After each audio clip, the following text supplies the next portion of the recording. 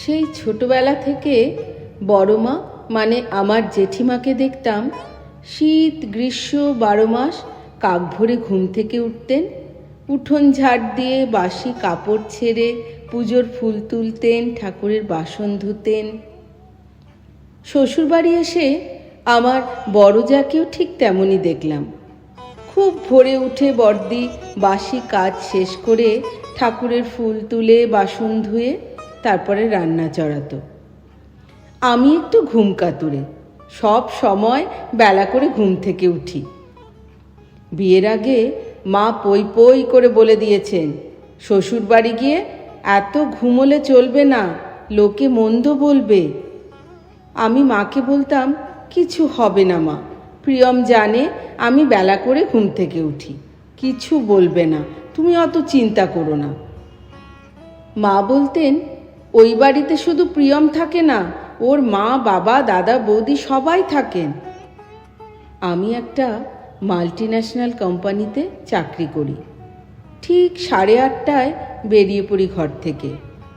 বড়দি সকালের জলখাবার বানিয়ে টেবিলে রেডি করে রাখত, সাথে আমার দুপুরের টিফিনও। বাড়িতে যেমন মা রেডি করে রাখতেন, তেমনি শ্বশুরবাড়িতে বড়দিকে পেয়ে গেলাম, তাই আমার আর কোনো কষ্টই হতো না। শ্বশুরবাড়ি আসা থেকে দেখছি আমার শাশুড়ি মা সকালে পুজো সেরে এসে হাঁক ডাক শুরু করতেন, বড় বৌমা গরম জল দাও তোমার শ্বশুর মশাইকে, আমাকে চা দাও। গজগজ করে বলতেন, পুজো সেরে এসে বসে আছি, এখনো চায়ের খবর নেই।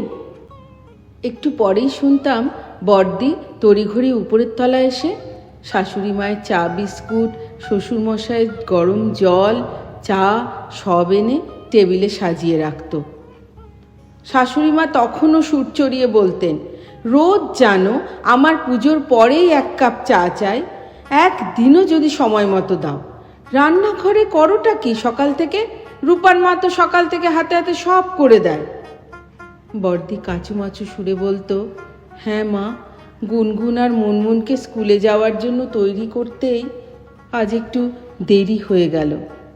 শাশুড়ি মা মুখ বেঁকিয়ে বলতেন, ভারী তো 2 মেয়ে, ওদের আবার পড়াশুনো, ওই তো বিয়ে করে রান্নাঘরই সামলাবে, অত পড়াশুনো দিয়ে হবেটা কি?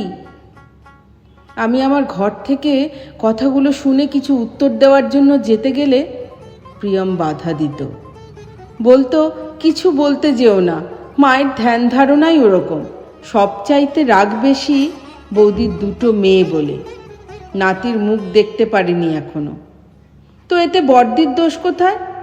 কারোরই কোনো দোষ নেই, কিন্তু মাকে এগুলো কে বোঝাবে? আমিও তো মেয়ে, পড়াশুনো করেছি বলেই চাকরি করছি, তিনি নিজেও তো মেয়ে, তাহলে এই ধরনের কথা বলেন কিভাবে? তুমি বা বড়দাও তো কোনোদিন প্রতিবাদ করনি মায়ের কোনো কথায়, তাই মা বড়দিকে কিছু বলতে ছাড়ে না। আমি রোজ সকালে চলে যাবার পর বড়দি সারা দিনের ঝক্কি সামলায়। বড়দিকে একদিন বললাম, বড়দি, তোমার কত কষ্ট হয়, সারা দিন কাজ করো, দুপুরে আবার বাসে ট্রামে করে বাচ্চাদের স্কুল থেকে আনতে যাও।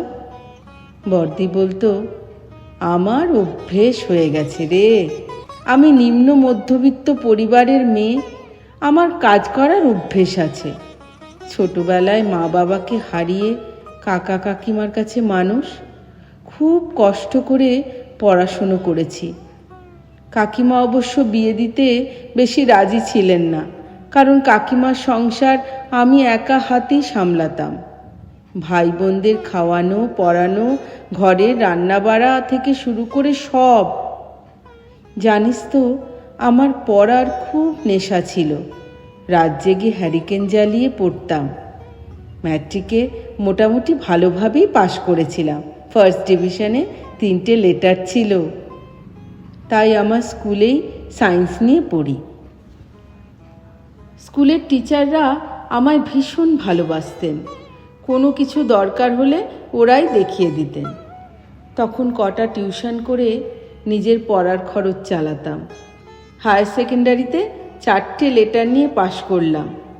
তারপর কাকা কাকিমা আর পড়াতে চাইলেন না, বললেন কলেজে পড়াবার পয়সা নেই। বললাম আমার হায়ার সেকেন্ডারি স্কলারশিপের টাকা দিয়েই পড়ব, তোমাদের 1 টাকাও দিতে হবে না। বলতে পারিস হাতে পায়ে ধরে বিএসসি পড়তে গেছি। বিএসসিতে ফার্স্ট ক্লাস সেকেন্ড হলাম। এমএসসি পড়ার খুব ইচ্ছে ছিল, কিন্তু সবার সব ইচ্ছে তো আর পূরণ হয় না। আমি বড়দির কথা শুনে তাজ্জব হয়ে গেলাম। বললাম, কি বলছো বড়দি, এত ভালো রেজাল্টের পর আর পড়োনি? না রে, কোথায় আর হবে। বিয়ের পর বড়দাকে বলনি? বলেছি, কিন্তু তিনি বললেন মাকে এ কথা বলা আমার পক্ষে সম্ভব না। তাও একদিন আমার দিকে তাকিয়েই হয়তো মাকে বলতে গেলেন। শুনে তো মা ঘরে তুলকালাম কাণ্ড বাঁধিয়ে দিলেন। তারপর থেকে নিজেকে সংসারের 4 দেওয়ালে আটকে রাখলাম, নিজেকেই নিজে শাসন করলাম। এরপর গুনগুন মুনমুন পেটে এলো, ওদের দেখাশুনো সংসারের কাজকর্ম করে আর নিজের চিন্তা মাথা থেকেই বেরিয়ে গেল। সেদিন কি একটা কারণে অফিস ছুটি ছিল, সবাই ঘরে ছিলাম। সকাল থেকে দেখছি বড়দি নিজের আলমারি ঘেটে কি একটা খুঁজছে। জিজ্ঞেস করলাম, কি খুঁজছো? বলল, তোর বড়দার অফিসের একটা ইম্পর্টেন্ট ফাইল, বলল নাকি আমায় দিয়েছিল। আমার তো মনেই পড়ছে না কবে দিয়েছিল, আর রাখলে তো এখানেই রাখবো। কোথায় যে রেখেছি, কাল নাকি অফিসে লাগবে। এখন কি করি বলতো? রান্নাঘরেও কাজ পড়ে আছে। আচ্ছা তুমি যাও, আমি দেখছি। তুই দেখবি? আচ্ছা তাহলে দেখ, আমি একটু রান্নাঘর থেকে আসছি। বড়দি যাওয়ার পর আমি খুঁজতে শুরু করলাম। শাড়ির ভাঁজে ভাঁজে খুঁজতে গিয়ে একটা ফাইল পেলাম। খুলে একটু দেখে চট করে আঁচলের তলায় লুকিয়ে রেখে দিলাম। একটু পরেই বড়দি এসে বলল, কিরে পেলি? না গো, কোথাও পেলাম না। একটু পরেই দেখি বড়দা ফাইল হাতে নিয়ে এসে বলছেন, পেয়েছি। বড়দি বলল, ওমা, কোথায় পেলে? আমার আলমারিতেই রেখেছিলাম। ও, আমি আরও খুঁজে খুঁজে মরছি। পরদিন অফিস থেকে হাফ ছুটি নিয়ে একটা কাজ সেরে ঘরে একটু তাড়াতাড়ি চলে এলাম। বড়দিকে বললাম, কাল শনিবার, আমার অফিস নেই, আমি আর তুমি একটু বেরোবো। কোথায় যাবি রে? গেলেই দেখতে পাবে। কিন্তু ঘর একা ফেলে কি করে যাব? আরে অত চিন্তা করো না, আমি মাকে ম্যানেজ করে নেব। পরদিন সকাল 11টার সময় বড়দিকে নিয়ে সোজা বিআরসি ইউনিভার্সিটিতে উপস্থিত হলাম। বড়দি আকাশ থেকে পড়ল, এখানে কেন? চলো না ভেতরে। আরে দাঁড়া 1 মিনিট। আরে চলোই না, কি জন্য এসেছিস সেটাই তো বুঝতে পারছি না।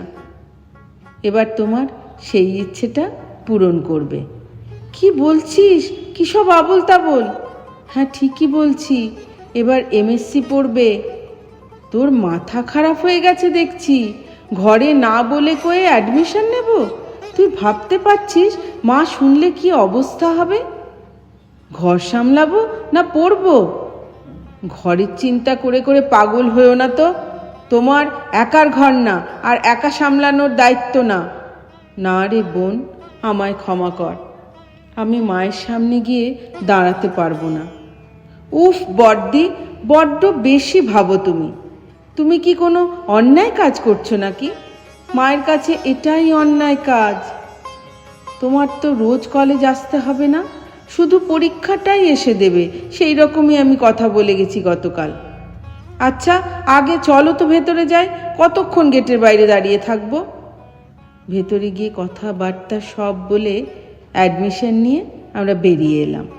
বাইরে এসে বড়দি বলল, অ্যাডমিশনের টাকা তো তুই দিলি, আমি কিভাবে টাকা ফেরত দেবো জানি না, তবে আজ থেকে তুই আমার জন্ম জন্মান্তরের সাথী হলি।